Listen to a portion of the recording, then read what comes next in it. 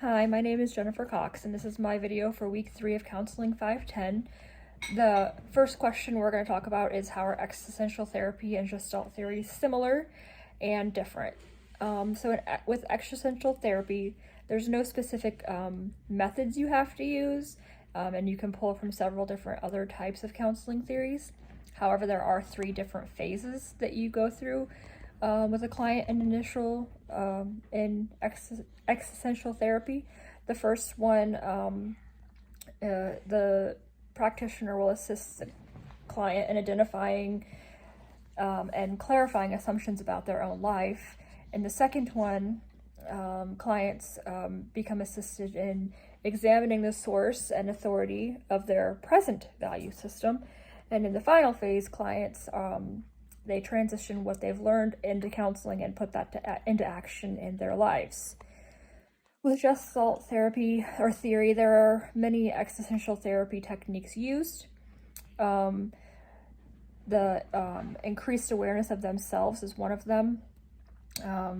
Another thing that you do in Gestalt therapy that's different is assuming ownership of the experiences that you've had in your life.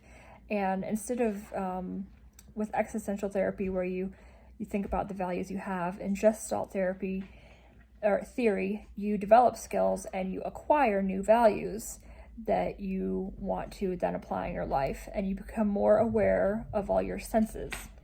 And you're just able to ask for help from others, and you learn how to get the help that you need in your life. That's part of Gestalt therapy. So some of the strengths and limitations of each of the therapies are existential therapy. There's not like a particular way that it has to be done, kind of like I was saying in the beginning. There's no certain methods, although there are those 3 phases. There's a focus on the human experience, and then so like boundaries and cultures, any boundary and culture can pretty much be used with existential therapy.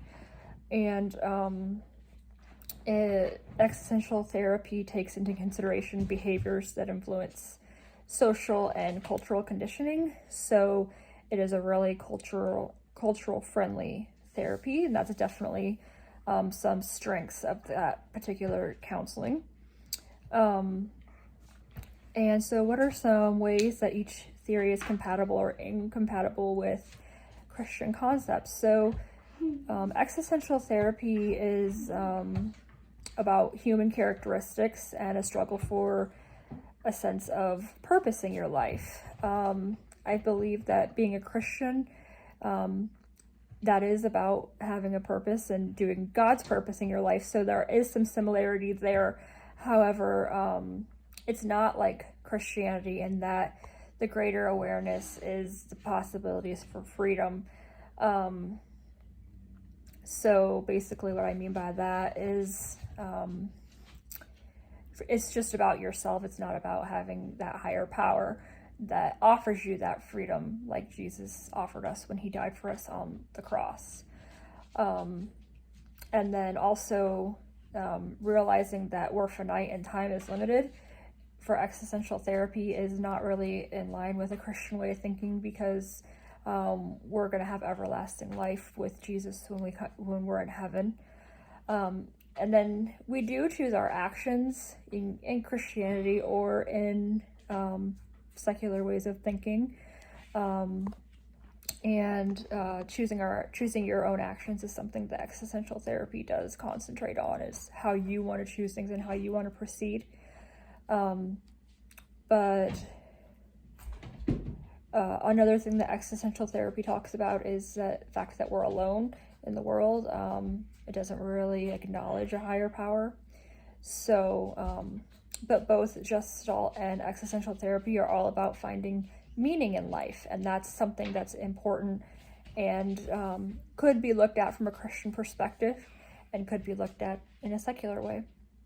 So based on the theories, concept of psychopathology, discuss any limitations as far as creating a measurable outcome for clients. So measurable outcomes for existential therapy, existential therapy has a really direct approach for counseling. So you can list your goals and talk about those goals each individually each time you have a counseling session. And that's just a black and white way to say, hey, have you met this goal? Have you not? Okay, how can you do it better? So it sounds like, you could use goal setting and things like that in existential therapy.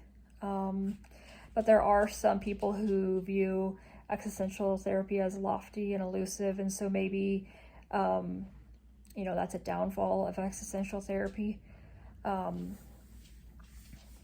So in Gestalt theory, Fritz Perls, he placed a lot of attention on using different techniques so that clients could experience their feelings. And that's, getting a client to be able to be interacting with their feelings like maybe they hadn't before is a way of marking and seeing, how that client is doing. Like, are they actually discovering their feelings and what's making them feel that way is a really good way to kind of mark outcomes for clients. And then self-disclosure, is something that Gestalt theory counseling talks about. And so when a client is able to actually, maybe do some self-reflection and do some self-disclosure about what they're going through, then that's a really good marker and a really good measurable outcome for that kind of counseling. So most of the information in this particular video is taken from our book, chapters 8 and chapter 6, copyright 2001 by Cengage. And I appreciate your time. Thank you.